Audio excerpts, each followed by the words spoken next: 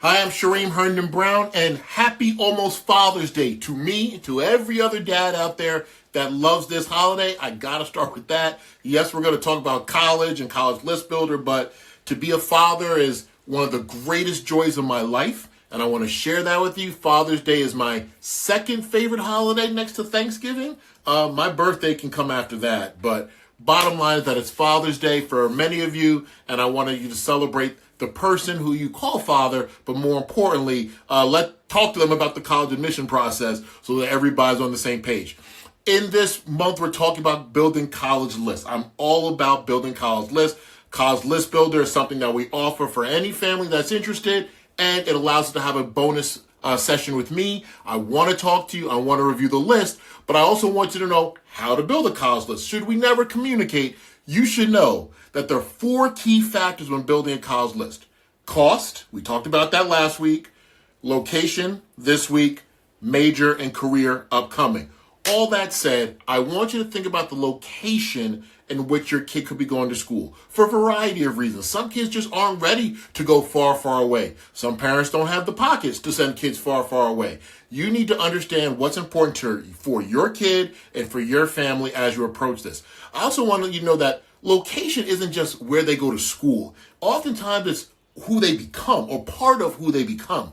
I have a great friend who from Texas, went to school in Atlanta, and hasn't left. 20 plus years later, just loved the fact that Atlanta was where he felt that he could thrive and grow into his career, build a family. Similarly, a woman I've been living with for the past 26 years, better known as my wife, went from New York, New Jersey, came down to Washington, D.C. to Howard, and this is where she will say she became a woman. She enjoys Washington, D.C. to this day. And although we live in Metro D.C. now, I've dragged her to New York, I've dragged her to Atlanta, she knows that D.C. is where she found herself as a young adult. And I want you to think about that as you think about your child and their college process and where you're even looking. Oftentimes, school counselors, bless their heart, they give kids, 15 schools and say, go research this and go research that based upon their own experience, where kids have gotten into, previous years. That's guessing, right? That's not guidance. That's guessing. And I don't want to do that. I want you and your family to talk very specifically about the key elements of location and how it affects your child and what's important to you. So number 1, environment affects the mental health and motivation of all of us, right? I know that I could not go much further north than I currently am. I like warm weather. I thrive in warm weather. You could be a kid your kid could be someone who likes to ski, who likes to be in a rural environment. But you need to understand how environment affects mental health. A city can feel very overwhelming for many, but others can really enjoy the energy. A rural campus could feel very isolating to many, but some can find their college community there. So whoever your kid is, think about the location of the universities in which you're researching, possibly applying, and make sure that it makes sense for them.